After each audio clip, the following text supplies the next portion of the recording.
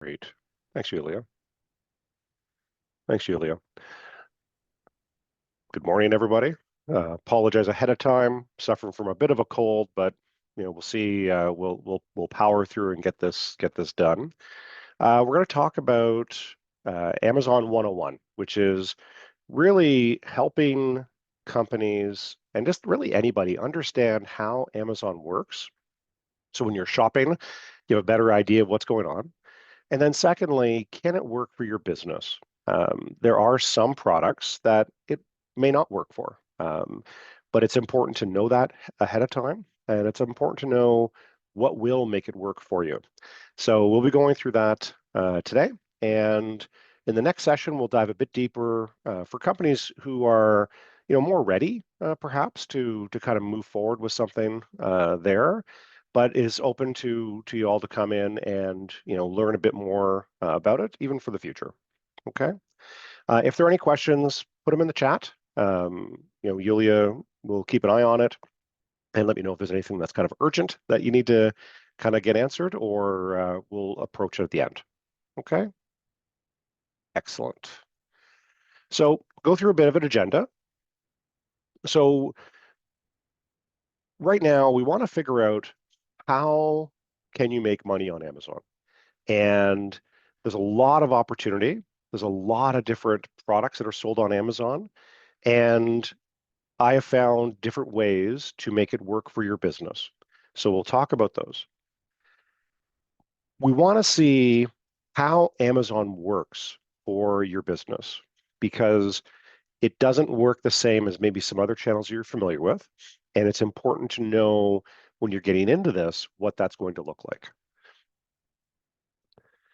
Now, for the next section, we'll talk about specifics on product listings, advertising, what do those look like? So you have an idea of kind of the bar that's expected if you're going to have success on Amazon, but also what kind of cash are you going to have to spend to make it work for you? Of course, Amazon requires ad dollars like every other channel, and we can talk about what that's going to look like. Okay. We'll then finish off, again, any questions and preparation for the next session in a couple weeks, where we'll talk about if you're ready for Amazon. We'll certainly be diving deeper. If you're still curious about what that would look like, please feel free to join us. So who am I? Don Thompson. So I have a marketing agency for Amazon called Beacon Commerce. We're located just outside of Toronto, in Ontario, and we focus on how do we get small and mid-sized businesses onto Amazon into this digital space? How do we allow you to export your products all the way across Canada immediately, and then go into the US, overseas, etc., as you're able to? I used to work at Amazon. I worked at Amazon 2013, and was there for a few years, came back to Canada, started working with the innovation ecosystem here in Southern Ontario, and really allowed us to build out this as an Amazon channel, and then got connected through to Invest Nova Scotia, which really allowed us to really bring Amazon to the entire East Coast. Amazon is expanding in the East Coast as well, with fulfillment centers and such, which is great because it's going to allow some of that 2-day prime shipping to happen a lot more economically for everybody. Okay, so feel free to follow, like, all that other fun stuff. And if you have any questions, please feel free to reach out. I'm more than happy to help you. So we're going to talk about, should I be on Amazon? Okay, why do we want to be there?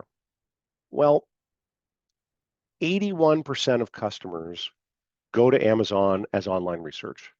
What I call Amazon at this point is really, it's Google for products. People go to Amazon to check out new products, and they look for comparing prices and product reviews. Okay.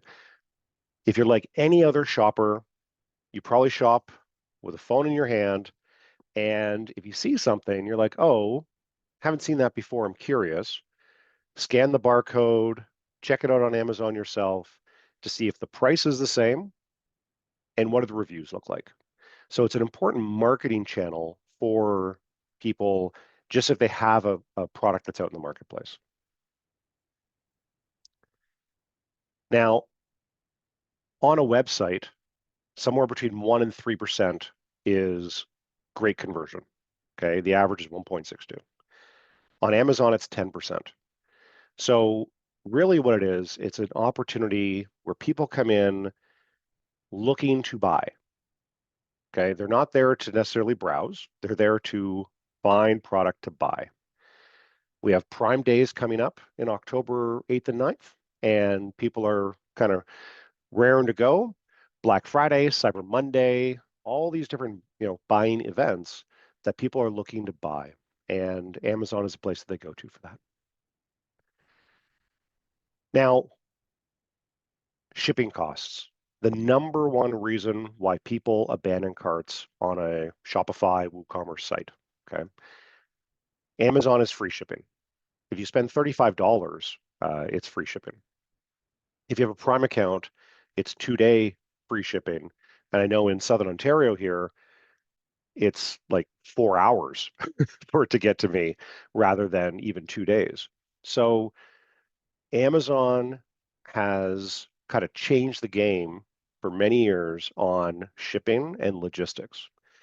And I know a lot of companies during the pandemic went online, obviously. That's kind of where my business really started to grow from there because we're helping a lot of small businesses with this. And the number one thing was getting that shipping out to customers. How can I get something to someone in Vancouver, Calgary, Winnipeg, or Toronto as quickly as I could locally on the East Coast? Now, some statistics to take a look at. Amazon still owns about 40% of the e-commerce sales, okay? Even with the Chinese competition, which is a lot of more fast fashion, electronics type stuff. However, Amazon still has 40% of that e-commerce pie. It is still the number one location, even with Walmart coming online. The US has Walmart fulfillment services, Canada is not yet. But at the end of the day, it's Amazon's market to lose, frankly.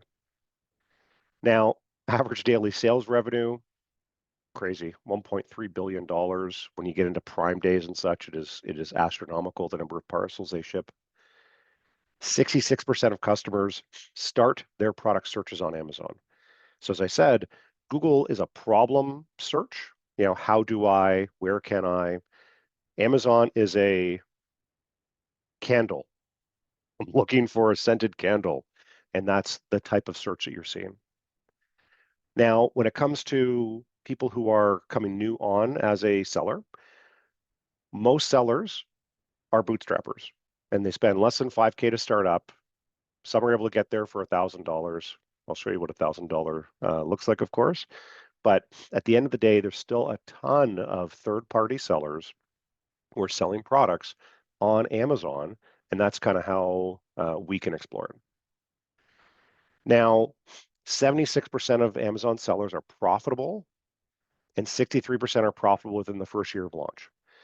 One of the things that we're going to walk through today is some of the fees so we have a better idea of what profit looks like for you. I've had plenty of people that I've spoken to where I've told them the numbers don't work, okay? Here's how much it's going to cost you. Here's your cost of goods and your shipping and logistics and everything else.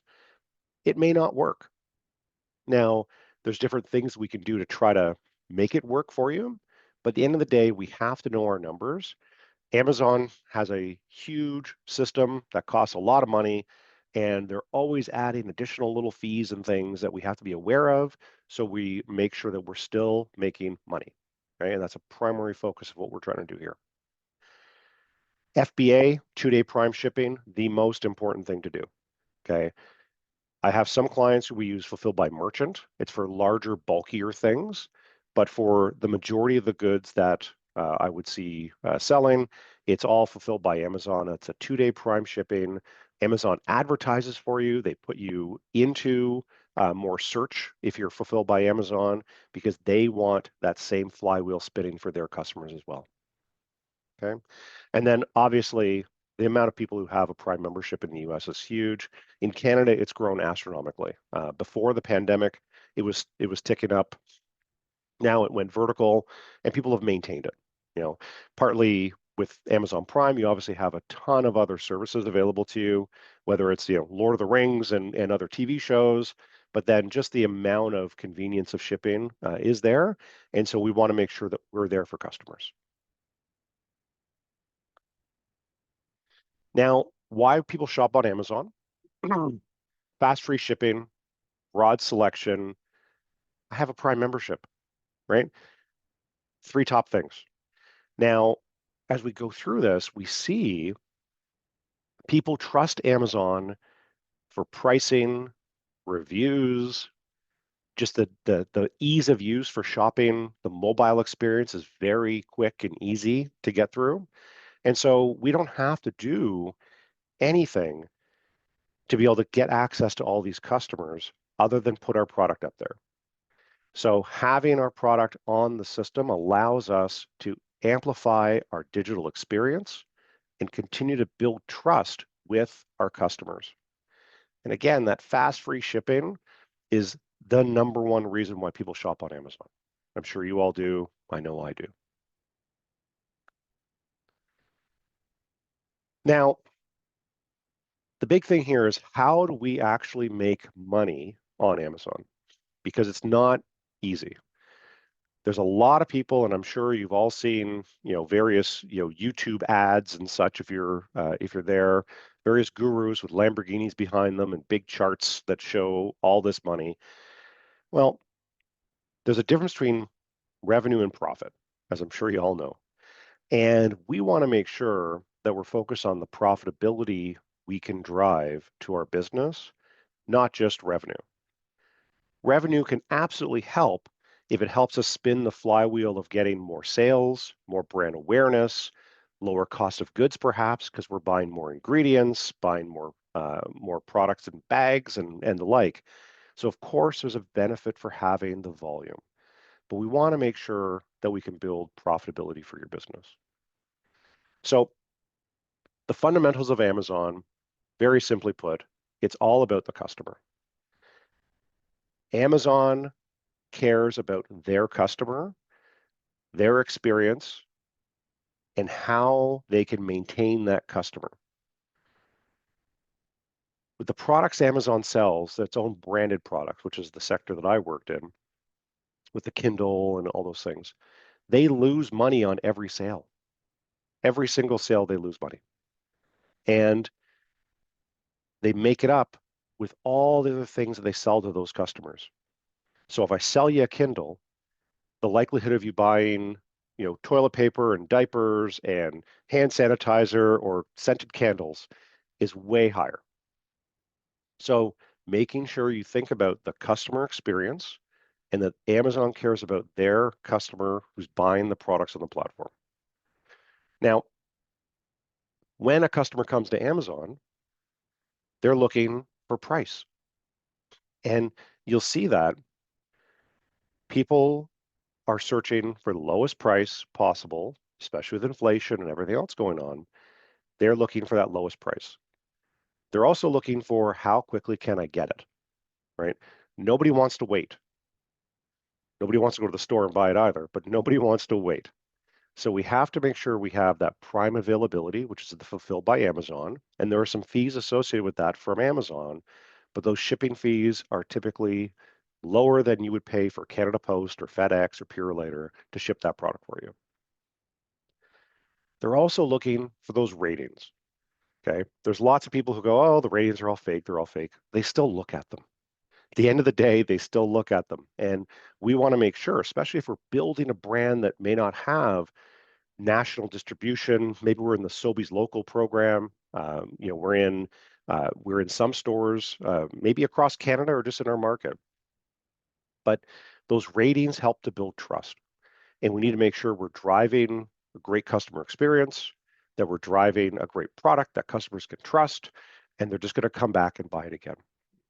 So ratings, prime availability, and price are the keys to being successful on Amazon.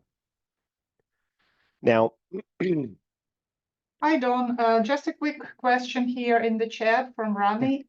Hey, sure. Don, this is great stuff. Just curious, do these numbers include vendors as well, or are they Mm, solely for Amazon sellers? If yeah, vendors aren't included, does the vendor data vary drastically? Thanks. absolutely. Great question. So we're going to talk about sellers versus vendors. Very quickly, Amazon itself buys product from brands wholesale, like any other place, Healthy Planet, Sobeys, or whatever. They would all buy products and then sells those. For Amazon vendor, there's a very different economic model that's used for that because Amazon's handling the shipping. They're just giving you a PO. From Amazon's, where I'm talking is the numbers are Amazon's approach, how people buy from Amazon. Let me just put it back here. It doesn't matter if it's vendor or seller. People are still coming to Amazon and buying it. And it's an interesting thing where people don't necessarily look at who they're buying it from on the right-hand side, which I'll walk through, whether it is buying from Amazon or buying from, Donco. So all these numbers are the same in terms of how people shop on the site, but the economic model for vendor is very, very different than it is with seller. We're going to be going through more of the seller side of the numbers because to become an Amazon vendor, they usually have to approach you at a show, want to take you on, or maybe your distributor has a vendor account that you can get access through. Okay, so we'll definitely talk more about a little bit of vendor later on in the presentation as well. Okay, so whether we're vendor or seller, there are a couple things that we have to monitor as we go. One is profitability. Okay, there's plenty of people that I talk to that are selling on Amazon and they're losing 50 cents every time they do. And that's whether or not it's through vendor or through seller. Because on the vendor side, Amazon wants to buy your product for as low as it can, of course. And they do an interesting little thing with Amazon vendor. They'll send you a PO, but it's a really lowball PO. And they're just seeing if you'll take it. You can say no to these things. Whereas seller, we control the pricing, we control kind of that experience for customers is solely with us. And so whether we're doing bundles, whether we're doing different configurations across our product line, those are things that we control through seller. And we need to know that profitability down to the last penny. The reason for that is simple. Amazon is always changing little fees. They added a 5% fuel surcharge and then they got rid of it, but then increased the FBA fee. So they're always kind of playing with that equation. And so you really have to know your numbers. Now, competition is a huge part of this. The friction to get onto Amazon isn't very high. Anyone can list a product on Amazon. Listing a good product on Amazon is a different game, of course, but it doesn't take long to list a product on Amazon. So we have to make sure that we know our competition who is online, but also who is offline in the brick and mortar retail space and such, so that we can maintain our competitive position, whether it's features and benefits, pricing, configuration, sizes, etc. Those are things that we're going to have to be aware of. Now, on the fundamentals for Amazon, supply chain is something that tends to get in the way with a lot of small and mid-sized businesses. And the reason for that is forecasting. In Amazon seller, Amazon is not providing you with a PO. Amazon vendor, they are. But even then, their forecasting isn't necessarily great. And sometimes it just kind of pops from the sky where they send you a PO and you're like, oh my God, I don't have 1,000 units ready to ship out. And so it becomes a challenge. Amazon is starting to increase the lengths of time they want to receive your goods and then distribute them across the network. And so managing forecasting, being on top of that, we maintain a 6-week forecast for all of our clients so that we can see, kind of where things are going. and allows us to make sure that shipments are going in every couple weeks to the system so that you're constantly rotating inventory and getting that distribution across the network. But staying in stock is one of the keys for success on Amazon. Amazon wants to sell and ship products. If you go out of stock, you go right back to the bottom of the list. And then you got to climb your way back up, back to the bottom of the list if you go out again. And so forecasting is a key success metric for Amazon. Okay. Now, competitive analysis is something we should all be doing anyway. And pricing is one of the key parts of Amazon because, again, people are going to Amazon not necessarily for a deal. You saw on that chart, it's sometimes, I'm looking for something that's unique. I'm looking, for something that maybe even handmade. They have a great handmade section there now as well. But pricing is a big part of it. And you'll see on Amazon, it's important to understand our pricing if it's per ml, if it's per unit, per serving, whatever that is, knowing what that pricing is and making sure that we are communicating that to customers because they will do that comparison on our behalf if we're not careful. Now, positioning. How do we want customers to consider our product in the landscape of other products? Whether it's some sort of healthy, food good, whether it is, some paper product. The whole idea here is to ensure that people understand where we are positioned. There's a lot of inexpensive products out there. Some things that are, China direct, right in from China in there, and it serves a certain segment of the market. There's high-priced, high-value goods that people are looking to get into, and then where does our product fit in there? Because we want to make sure our ad strategy, how we position our branding on the page is aligned appropriately with the types of products we want to be considered next to. Okay, so positioning is a key part of how we can be successful on Amazon. Now, the packaging is not necessarily the physical packaging as you would expect, but it's like what comes in that box? What am I getting? And am I selling a solution? Am I selling a 30-day set of something? Am I selling something that works at different phases? Have I had to put a bunch of stuff together to get our profitability to where it needs to be? And so we want to make sure we're showing customers what they're getting through our imagery and through our text. Images are more important for this than the text because most people don't read, but certainly look at the pictures to see what are they going to get. And Amazon has some very clear requirements for those photos to make sure that it doesn't look too crazy because people would definitely show however they want to. So there are some, a box you have to kind of go within. But at the end of the day, we want to make sure people are understanding what they're getting because they're not able to touch it, right? They're not able to touch, feel, see, etc., like they would in a retail store. And then placement. So Amazon has a lot of different ways to place your product in the customer's buy flow. And we want to understand how we're going to be placed in there, what category are we going to be in, but also where our ads are going to show up. And there's a lot of different ad slots and which products we want to show up against. So again, I don't want to try to sell my expensive product against a low cost, low value product, perhaps. I want to make sure that I'm showing my product against the right types of things, even if it's only to build brand around what I want to be seen with. So lots of different ways for us to do competitive analysis. It's really important that we're going through pricing, positioning, packaging, and placement so that we can have a better chance of success on Amazon.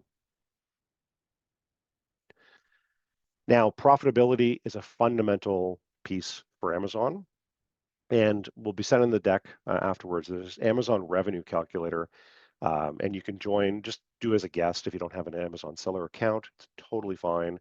But this will take you to the revenue calculator that allows us to calculate the fee structure that Amazon is going to charge us for selling our product.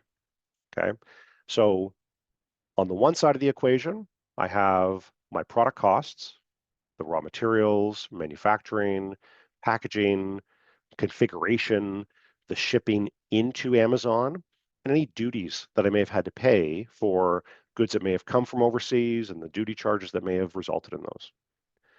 We need to know all those. We're going to be shipping our product into an Amazon fulfillment center, and that fulfillment center may be Ottawa, but it also may be Coquitlam, BC. So you don't have control over that.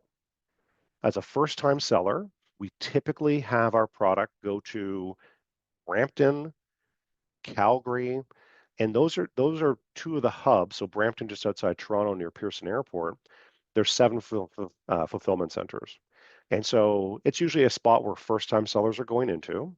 And so when we're doing our profitability checks, you're going to be sending the pallet in. That's our shipping costs. We want to make sure we've accounted for a pallet going to Brampton, Calgary. That'll be a good mix of your cost structure. Ottawa is starting to spin up a little bit to serve Quebec and as well as the East Coast. But if you're doing pallet checks, check your shipping costs through kind of Brampton and Calgary. Now, there are channel fees that Amazon is going to charge. In general, your product is going to have a 15%, 1-5, referral fee. That is Amazon's platform fee. If it's a grocery good under $20, then it's 8%. If it's handmade, it's 12%. There are some other, little bits and pieces that we can kind of dive into and really check as we're looking at profitability for your particular product. But 15% is the number to plan for. On the ship out side, Amazon has their FBA fee, their Fulfilled by Amazon fees.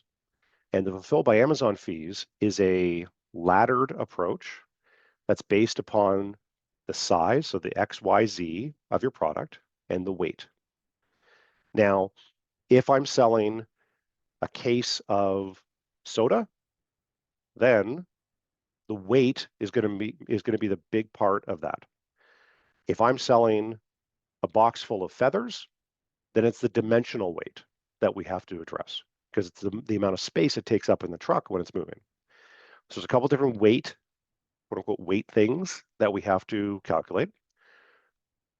But it's so important to know that, because 1 extra gram of weight can jump you into another level that has another $1.50, which could be the make or break for whether you're going to be profitable on the platform. So knowing those weights, knowing those sizes, and really, frankly, challenging Amazon to make sure that they've weighed and measured it correctly is a big part of what you have to do with Amazon. Okay, so those details matter. And I can't stress enough a lot of times when I'm working with small businesses, just understanding your raw material and manufacturing costs, so important. And if we have different break points based upon the minimum order quantities, if we can, again, save 5 or 10 cents, sometimes that can make the difference when we're being able to put that towards ad dollars that's going to allow us to get more customers. Okay, so this Amazon revenue calculator, super important. You can configure it so that you just put in the sizes and weights for your products, and it'll tell you what the fee structure is going to be. Now, I always get asked, how much can I make on Amazon? And so it's 40%. Amazon takes, there's essentially, 60% is kind of going to the house, 40% margin before ad spend, 20% after ad spend. We can make this number better, the 20%, if we have strong brand, if we have longevity on the platform where we have great reviews and we've driven our conversion rate higher, if we have longevity on the platform and we have really good targeting that's come out of the ads, because we know, for example, we sell really well against this competitor or these keywords, not so well against these ones. And so we can shift budget around to drive that. But when I'm looking at profitability on products at a very high level, I'm looking at 40% and 20%. So if I can get 20% after my ad spend, I feel really good about the product being sold on the platform because that means I have some room I can play with. Okay. Now, how long does it take to be profitable? I tell people 3 to 6 months is what we work with. 3 months if you have a strong brand where, hey, I'm already in all these channels. I'm in Sobeys. I'm in, Healthy Planet. Again, I pick on those two. But if I'm already in and people are familiar with my brand, then there's a lot of loyalty we can build. If I have a great Instagram following, right? TikTok, all the social channels, making my people aware that I'm now available on Amazon, we can drive profitability faster. We can drive reviews faster, and that'll build profitability overall with more customers quicker. Okay. Now, we have to plan the channel costs for this. The shipping into Amazon is one that people, for whatever reason, forget about. Amazon does not pick up from you. You've got to ship it in. Okay. You're typically shipping a pallet, maybe you're shipping a small parcel for future deliveries and the like. But we have to account for how much it's going to cost to get your product into Amazon with pallet fees and the like, making sure you're planning, Ottawa, Brampton, Calgary. That'll give you a good idea of how much it's going to cost to get your product.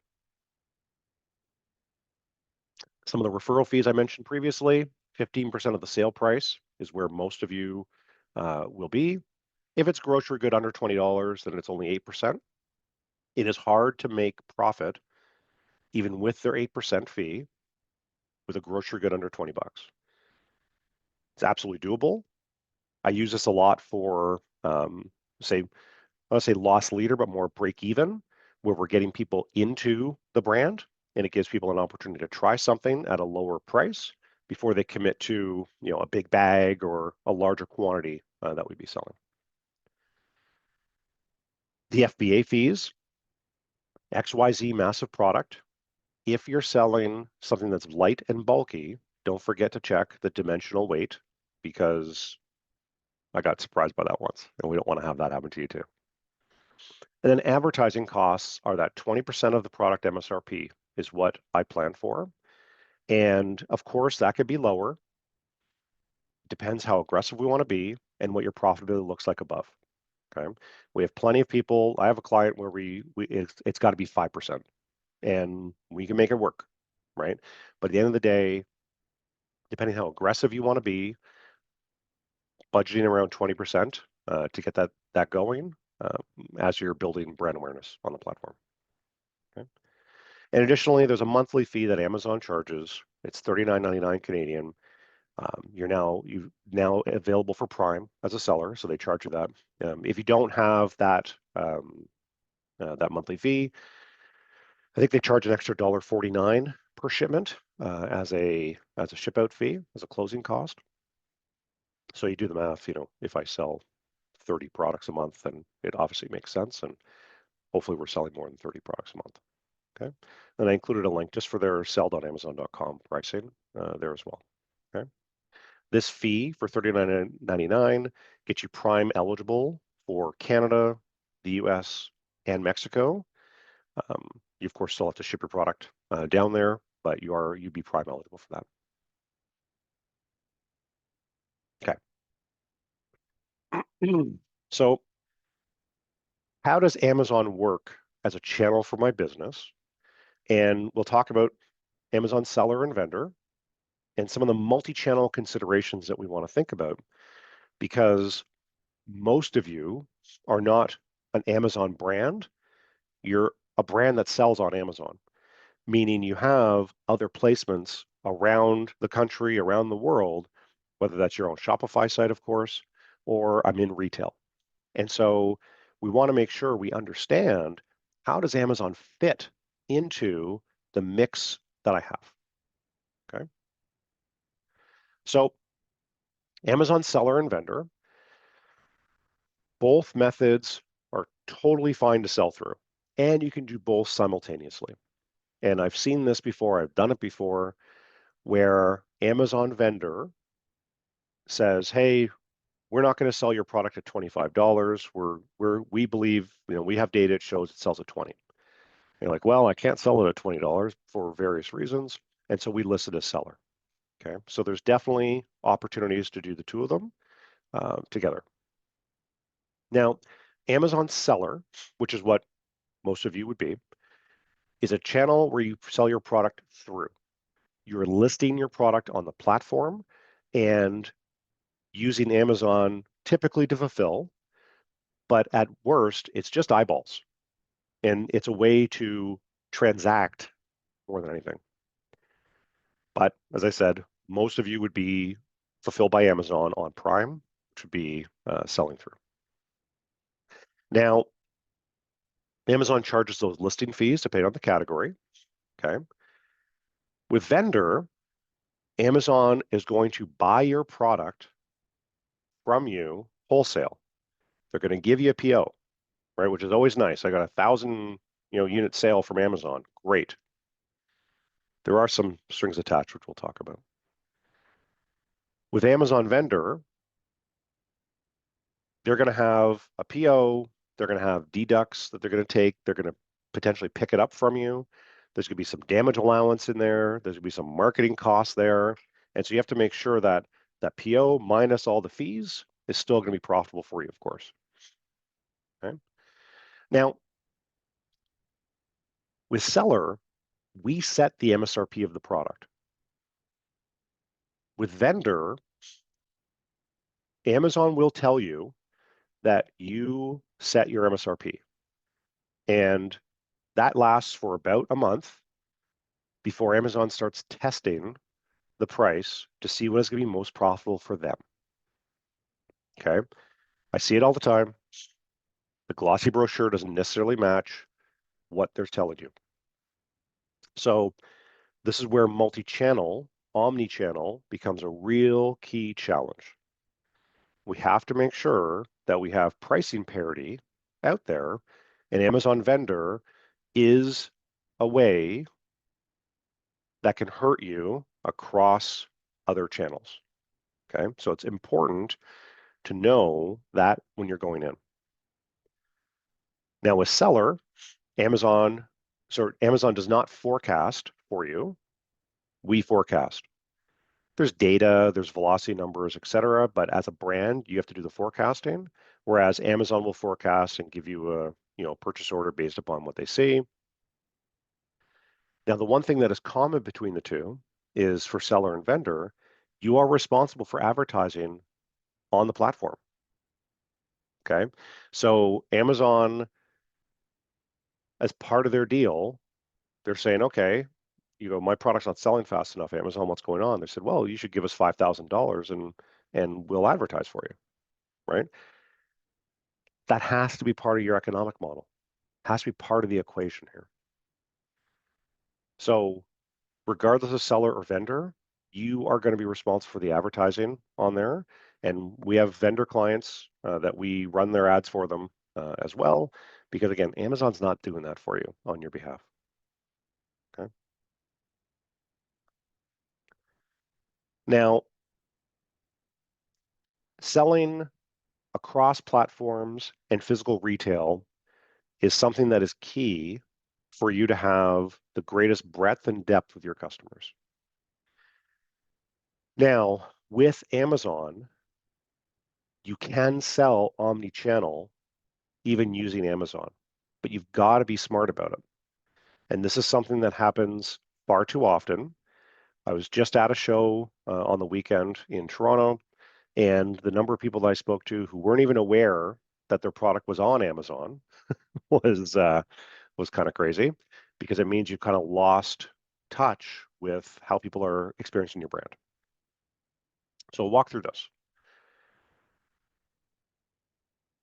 With your business, you have all these different revenue streams. Typically, you're going to have a broker of some kind, okay? And this broker is going to represent you with various brands that sell, or various companies that sell. You may have a physical retail location like Sobeys, okay? And a lot of times you'll have gotten in there through a broker. Sometimes you can go direct. I know Sobeys is a great local program, and they've been very helpful for people on the East Coast. But then you're going to get paid. Okay, the broker doesn't pay you. You pay the broker a commission and a retainer of some kind for their services. But Sobeys is going to pay you based on sell-through. With the local program, they have some lower marketing fees, even no marketing fees for placement and such, which is awesome. But stuff to consider with that physical retail location, you're going to get paid because the broker is facilitating that transaction. You also have online retailers like, we'll use well.ca as an example. And you're going to list your product on well.ca. They've bought it from you directly. They're now going to pay you, right? So this is good. This feels good. And this is where a lot of people start. Then we end up getting a distributor, okay? Distributor finally returns our phone call. Maybe the broker helped us get in to the distributor, but the distributor typically, may not want to take you if you don't have any success first, because they've got lots of people knocking on their door looking for help for distribution. And a distributor in this they have a sales team, but honestly, for small brands, the sales team isn't really pushing your brand so much, which is why you typically still need a broker.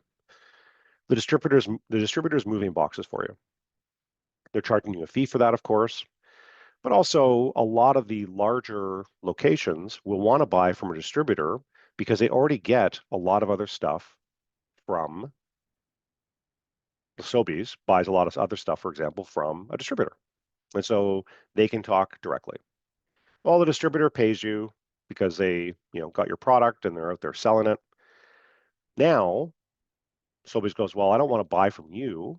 Hopefully we're getting some traction and we're getting products that are moving in a high enough velocity that Sobeys is like, well, I get truckloads from Purity, as an example, every week. Why don't I just buy it from them?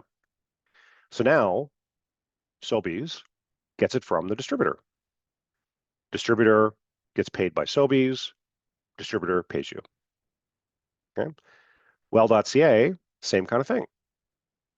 Small brands can go drop it off. Well.ca is in Guelph, Ontario, where I am. I see people, small brands that I work with, they'll drop it off at well.ca themselves with a pickup truck. Okay. And so that's not scalable. So well.ca says, oh, listen, I want to buy it, through Purity because I have trucks coming every day. And so now well.ca is no longer paying you. They're paying Purity, and Purity's paying you. Okay.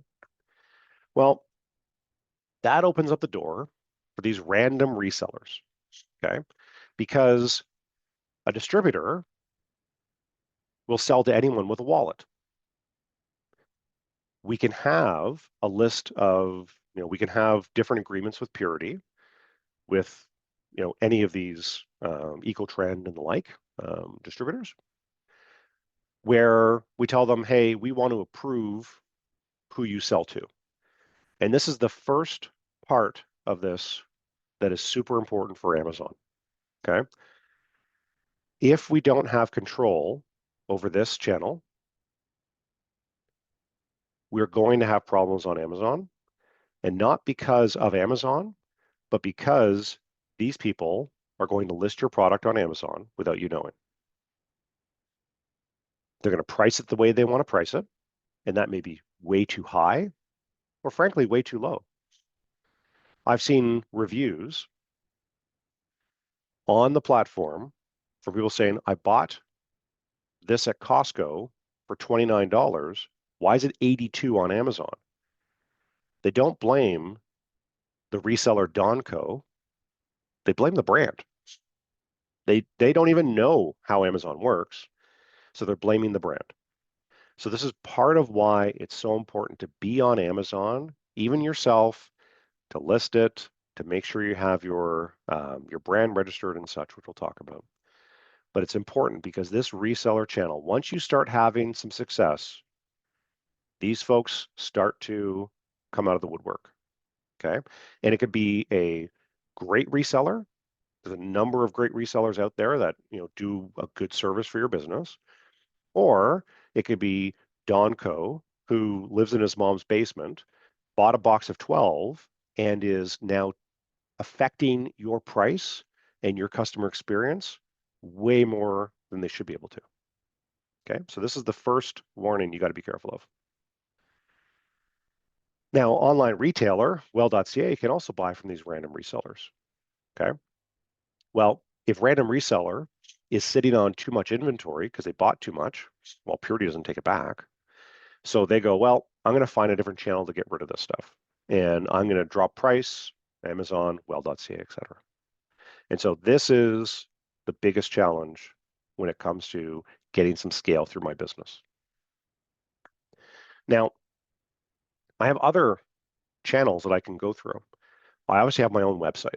I've got my, Shopify. Okay, it's just kind of the Kleenex brand of websites. We're always going to have our own website. Whether we drive traffic to it, whether we want to encourage transactions through our website is totally up to you. You may have the website with some of the brands that I have. It's more of a business card, and they direct people to go buy their product through Amazon, through PetSmart, through other retail channels, because they don't have the capacity to do all the shipping and day-to-day logistics and the like. Okay, so I have my own website, and we can use that however we want to use it. I have B2C shopping, which is like Amazon, and I have B2B. We'll call it, maybe I should make that a small b, with Faire.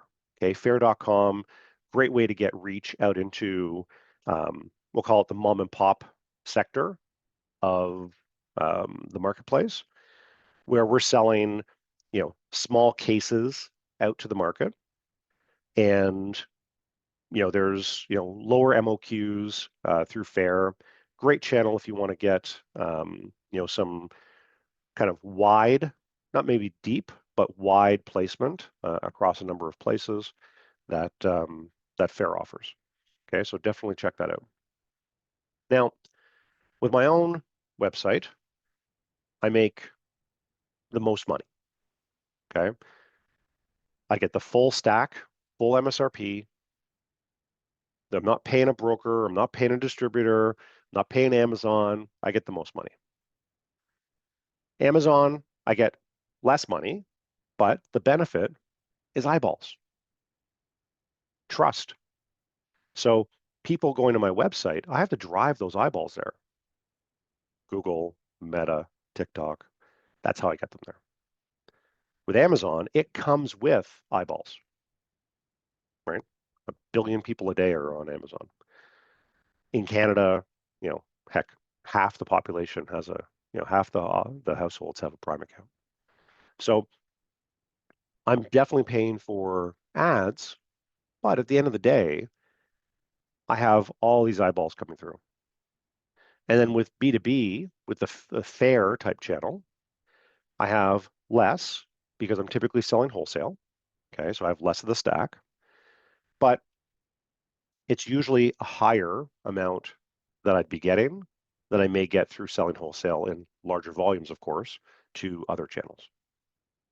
Okay, so the biggest challenge with this entire mess is the minimum advertised price. Okay, we have to make sure that people respect MAP policy. Now, in Canada, MAP is something you can't necessarily force. However, we can, through our pricing strategy, through wholesale. Okay, if there's not enough juice to squeeze to bring that price down, then we can control our pricing to make sure that when somebody goes into Sobeys, they see the same price they would see on Amazon. When somebody goes on well.ca, they're going to see the same price that you'd see on your website. The biggest issue that'll pop up, and I'm sure you've all seen it, where if you look, somebody's selling a product, maybe it's 5 cents, okay? Maybe it's $5 less. And this random reseller can mess up this entire machine because they're going to find a way to make a nickel, and they're okay if they make a nickel, because if I can make enough nickels, I can make a business out of it. Okay? So it's really important to understand how this all goes together when you're managing your business, certainly with Amazon, but even if I take Amazon out of this mix, okay, it is still a critical part of the business to ensure that you have control over the channel, over the experience of your customers, not just for pricing, but the general experience that you have. Okay.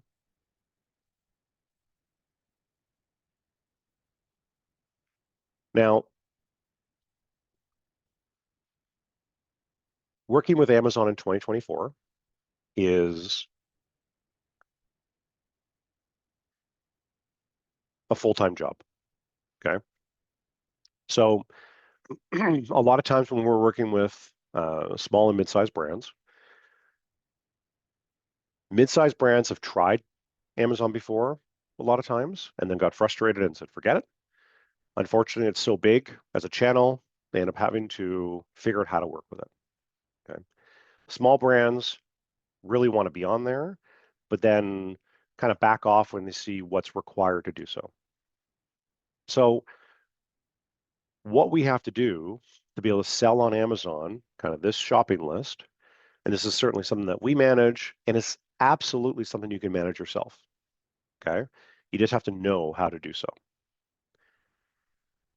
Forecasting is probably the biggest thing that people have problem with Amazon, because they're so used to getting a purchase order from other channels. If you're a seller on Amazon, you're not getting a purchase order. If you're a vendor, you will. Okay, but there's other kind of strings attached to that, which again, I know other brick and mortar retail channels also have strings attached to their forecasts, but it's important to understand that you're not getting purchase orders. You have to forecast it yourself, and there are various tools available to do so inside the machine. You're going to create shipments to send those into the system to their preferred fulfillment center. Okay, so even if if you're down the street from the new fulfillment center in Halifax that they're building, you can't just show up with a pickup truck and say, I want to put it here. If they say ship it to Coquitlam in BC, that's where you're shipping it. And the reason is Amazon is trying to get as close to the customer as possible to minimize the cost of shipment and the speed of that shipment to customers. Okay.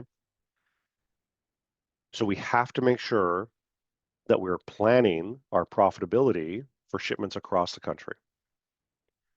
If we're sending a pallet, it's going to go all to one place. If we're sending small parcel, they may say, okay, send 3 of the boxes to here, 4 over here, 10 more go here, because they're trying to balance the network for your product to get to customers faster. We have to track our performance of the product, the keyword rankings, and any of the AdWord return on ad spend. Okay, we're spending money on ads. You have to spend money on ads to be successful. And it's important you're tracking performance, because if you're not, then how do you know it's working for you? Okay, so we got to make sure we're tracking that. And there are various third-party tools that you can use to do so. We want to monitor the existing and new competitors that enter the Amazon market. Every day, more and more people come on to Amazon to sell, whether it's products from overseas, whether it's resellers coming in, whether it's somebody else entering your category. Doesn't matter. They're coming. Okay. We need to manage our product detail page and monitor for those resellers. Chase those nickels that Amazon is holding on to by mistake. Okay, I always say when they do a measurement and weight of your product, they always put their thumb on the scale. So you have to make sure that they're they haven't made a mistake.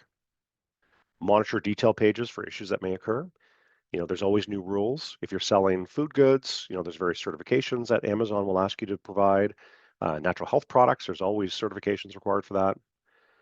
monitor for unauthorized resellers, and then track map issues, okay? Seller support with Amazon for anyone here who's tried to sell on Amazon is less than helpful, okay?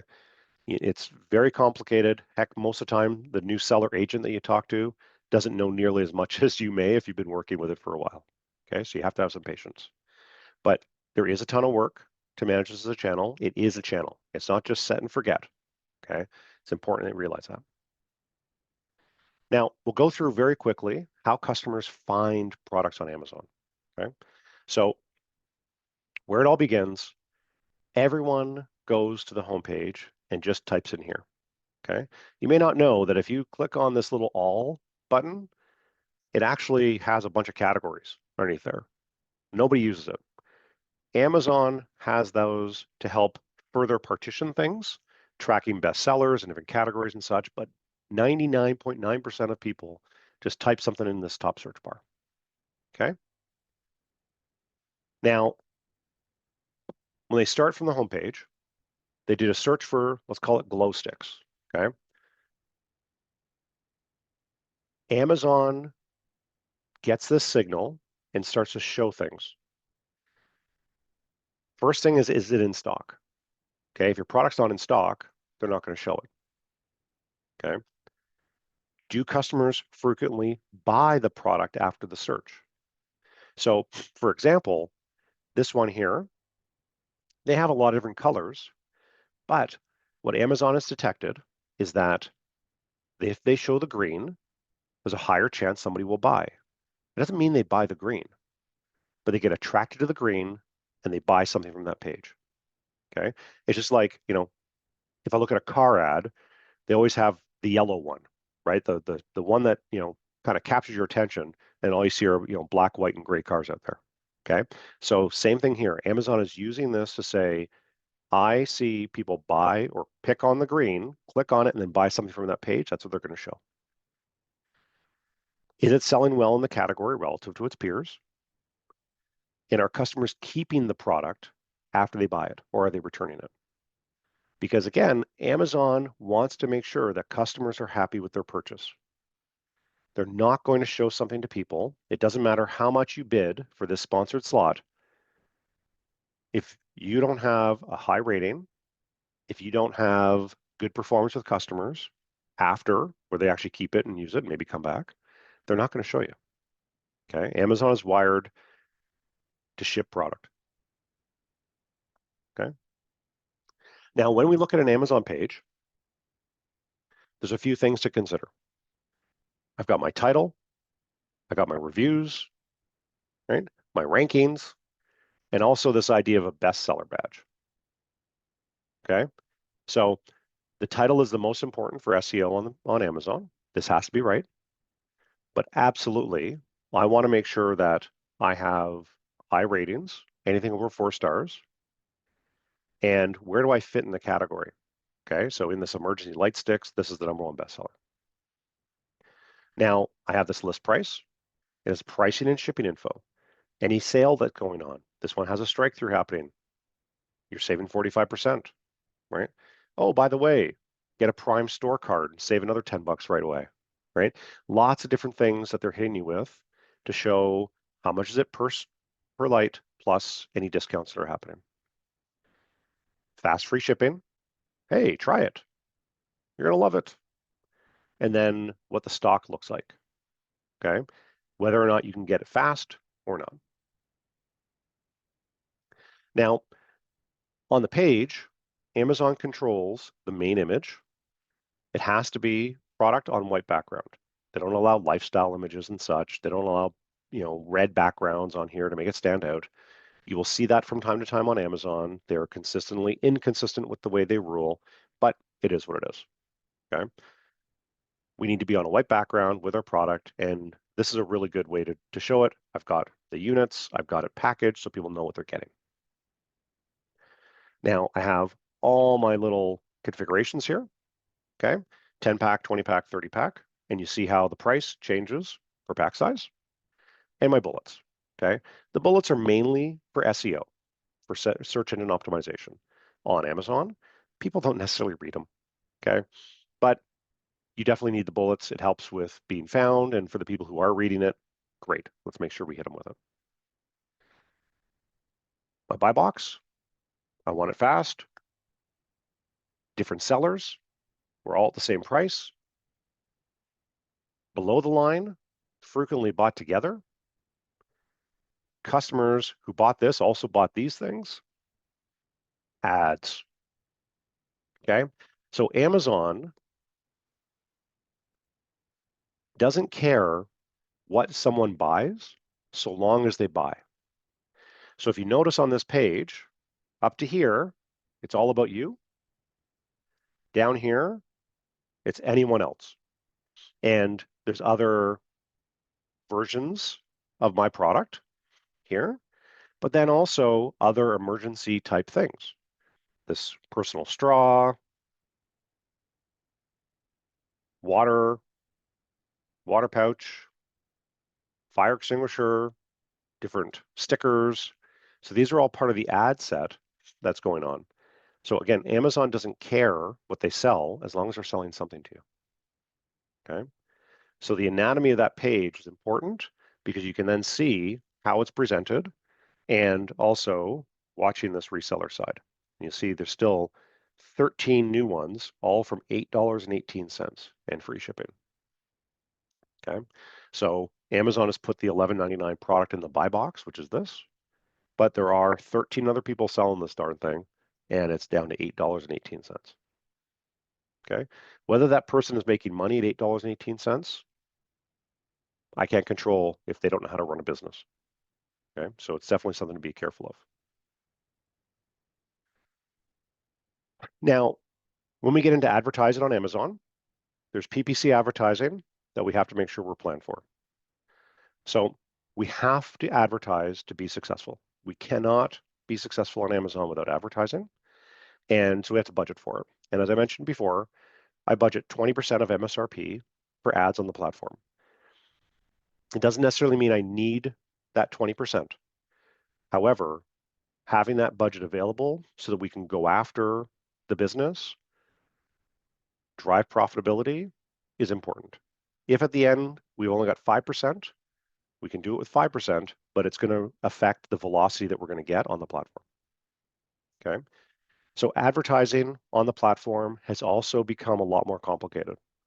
When I started doing this 10 years ago, you could do it manually. It wasn't, there wasn't nearly as many tools, nearly as much opportunity there. Now I have AI, machine learning solutions that are running constantly 24/7, 365, plus a team that is running it AI from up here to make sure that things are organized and moving in the right direction.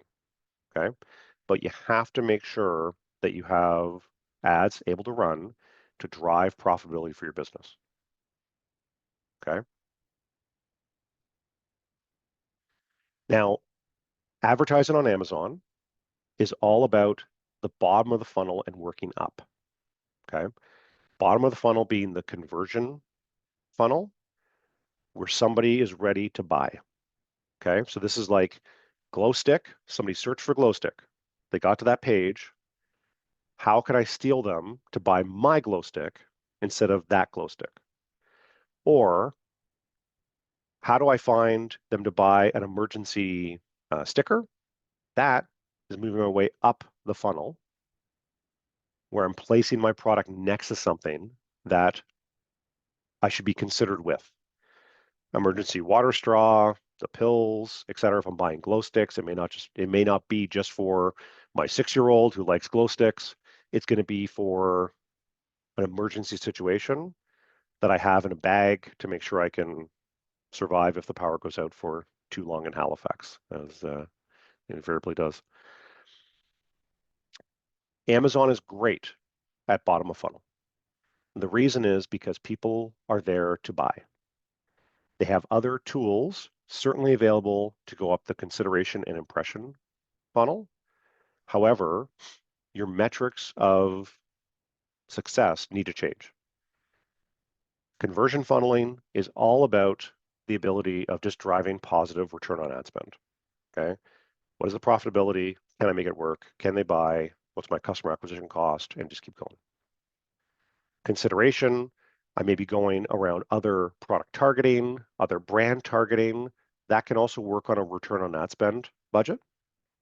But impression targeting up the funnel, down the aisle, is something we have to be careful with on Amazon. They have now sponsored TV available for Fire TV solutions with Amazon Prime, etc. Those are very expensive if you're not careful. So there are other better platforms you can use for impression-based marketing, whether it's Google, whether it's Meta, whether it's TikTok, using those to drive funnels, a much different way and a better way, potentially, to drive profitability for your business. However, it's really important that you consider the fact that you have all of these advertising products and tools available to us to drive awareness, consideration, and conversion for your brand.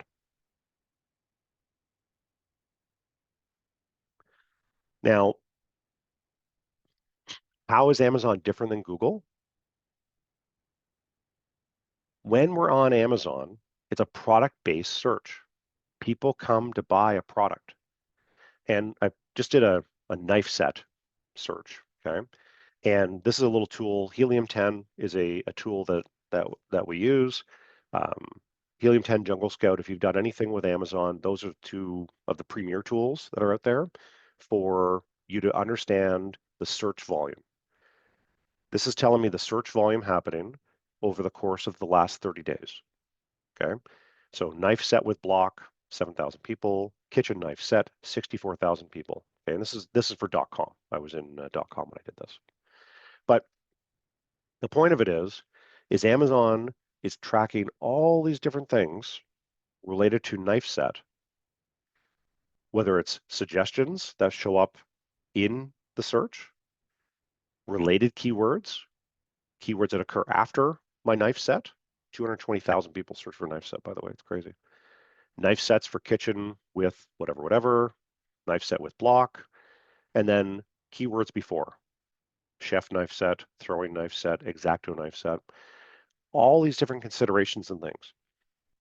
When I'm running ads, when I'm running SEO, we need to know all this, because if I'm selling a knife set, I want to make sure that my product doesn't show up maybe for X-Acto knife set, because I'm not an X-Acto knife. I'm not a throwing knife. I'm a kitchen knife. So I want to make sure that I show up for kitchen, but not for throwing, not for pocket, okay? Super important that we know how Amazon is going to place us with all of our SEO, because people are searching for knife set, and Amazon goes, okay, knife set, pretty top of funnel, here's all the different things you could be. Then they come in, they click, they buy. It starts to push you in a direction based upon that. Now with Google, it's a problem search. You get, what is the best knife set? Okay, that search is not here. People aren't going to Amazon to search for what is the best knife set.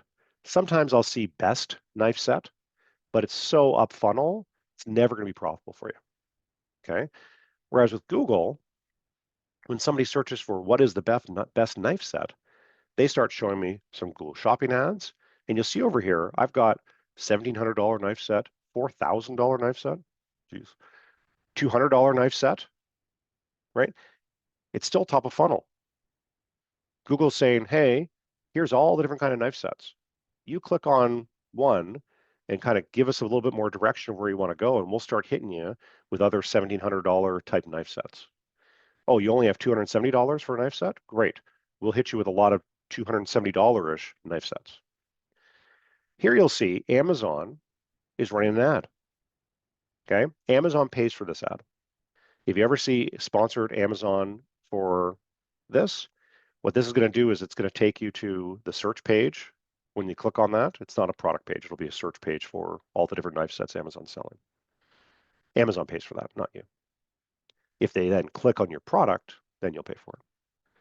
And so then you have, New York Magazine 11 best knife sets for 2023. This is when I ran this one. Okay. So at the end of the day, Google, problem. What is the best knife set for under $1,000? Okay. What is the best knife set if I want to be a chef? Okay.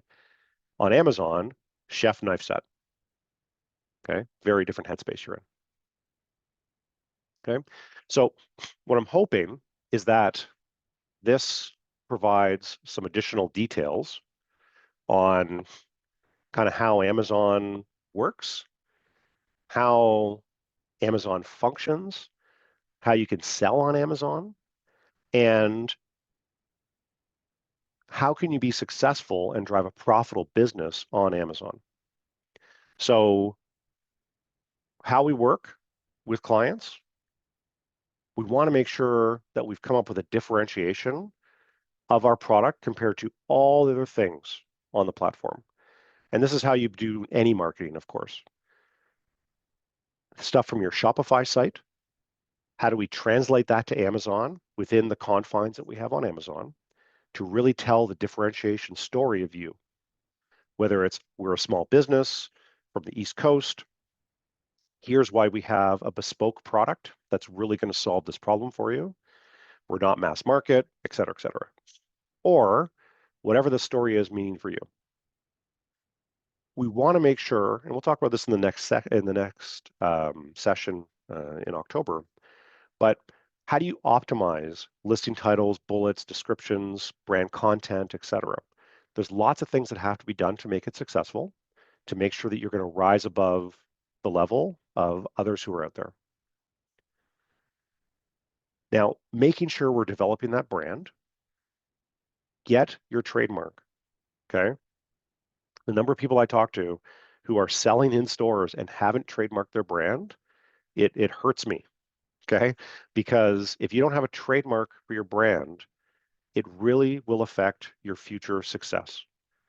Amazon wants brands, but it's not just an Amazon thing, okay? Trademarking your brand is an important part to defend something you're investing a lot of your time, energy, and money into, okay?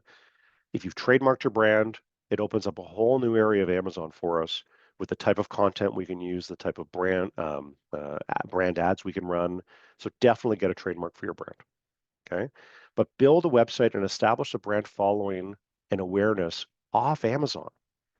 I was meeting with a client yesterday who does hot sauce, and she has 10,000 followers on. She's a small brand. She has 10,000 followers on Instagram, and I'm like, let's get some offers out to those people, even if half of them are real. Okay, let's assume half of them aren't real. You got 5,000 people there who follow you and care what you're saying and are at least aware of your brand. If I can get 10% of them to come by, that's 500 more orders. And so making sure we're building that off Amazon, whether you're the influencer or you want to get some influencers, whatever that looks like, okay? But it's really important that we're building that off Amazon awareness because it's going to help you with your own Shopify, it's going to help you with your own brick and mortar, and then it'll help you with Amazon as well, okay? And then lastly, make sure we're investing in marketing and promotion of the product on and off the platform, okay? There's flyers you can be in. Obviously, there's costs associated with those. We have to do the ROI. Google has ads, Meta has ads, TikTok has their stuff, okay, YouTube, lots of different ways to spend money. We have to determine which ones are driving the most intention to buy your product, okay? If it's a beauty product, maybe TikTok and YouTube are better channels than just Google or Facebook, okay? How does Instagram stack up to Facebook? So those are things that we have to take a look at to see how can we be judicious with your advertising budget because we want to drive profitability, okay? So in order to set up an account on Amazon, you're going to need your articles of incorporation, passport or driver's license for one of the directors of the corp, and then a bill that is in the name of the corporation, okay? Super important about the address, some details here, making sure that you have the address on the bill matches the address of your physical location, okay? If you are running your business out of your house, which I do, having a P.O. box is something I always recommend because otherwise people can see kind of where does Don live. If they look close enough at the Amazon site, you could find it. So making sure that you have a P.O. box if you operate at your house, okay? They will do a live verification with an Amazon rep. Sometime I actually did one a couple weeks ago where it was just look at the camera, turn your face around, and verify that it matched the smiling picture on the passport photo. Okay. If you need a hand, if you have questions about that, reach out. Happy to answer anything that you have. Additionally, I've included an onboarding form that that we use to capture all the different product information that you would need to have to properly list on Amazon. Brand information, product details, competitive details, making sure you have your logos, lifestyle, product shots available, a brand guideline, and then some live images and trademark information. Okay, so we capture that in the spreadsheet to make sure we have one source of truth so that you have the ability to defend yourself and create the best listings possible in the future. And lastly, the trademark to register your brand. A pending trademark is fine. Even Amazon knows it takes 12 to 18 months to get a darn trademark these days. Okay, so a pending trademark is fine. You can do a pending trademark in, honestly, a week. Okay, you can file it with SIPO yourself. If you have any, if you have a common brand name that may be used in other categories of products, then use a lawyer. Just spend the $1,500, use a lawyer to do trademarking. Amazon has a service for that called the IP Accelerator. You know, it's about $1,000. I've seen it kind of go up over time, $1,200.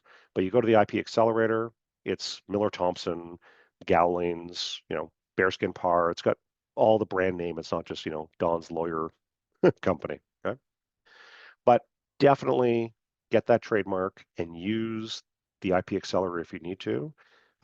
This is not just for an Amazon trademark, it's a trademark. Okay, so that's important to know that it is a trademark you can use anywhere. All right. So if there are any questions, you know, please, you know, throw them in the chat here. We are going to have the other. So the question here is, where can I get the Excel sheet? So the Excel sheet is attached to the deck that Yulia is going to send out. Okay, so that'll all be there, as well as the links and the such, so you have this as a tool going forward. Okay. So if there are any questions, throw them in the chat. Ask it online if you'd like. But here are all my details. Happy to have you, you know, send an email, reach out. More than happy to answer questions and see whether or not it makes sense for you. We are going to have the additional session on the, let me see, which date is that again? October 10th. Okay, same time, we're going to do the session, and we'll dive deeper into how Amazon works, specifically for different categories, how to set up pages. We'll go through some of the details of that. So really use the spreadsheet that'll go out. Make sure you have information ready. Try it. Try to open your account. Okay, if you have problems, send me an email. We'll figure it out. And then afterwards, we have the ability to help afterwards through Invest Nova Scotia, where we'll be able to work with some of you that need it. Okay. How about the people who don't have a product lineup? So I guess really what we can look at there is what are the economics for some products that you may want to sell? If you're thinking about different areas and ideas, there's some product research tools that we can talk about and determine what makes the most sense for you, what kind of investment it may take to bring a new product to market.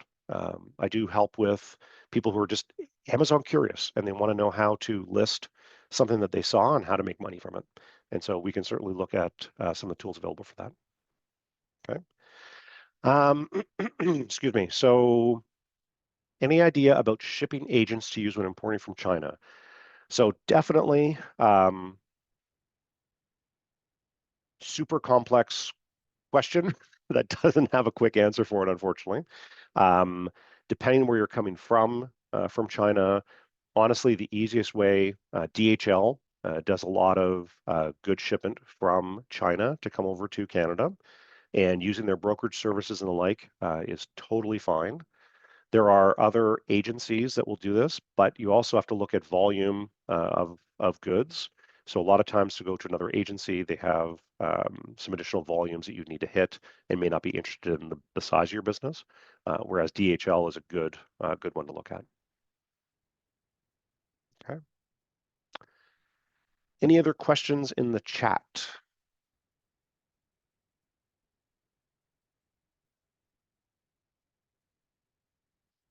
All right. Yulia? Yes, I don't see any more questions.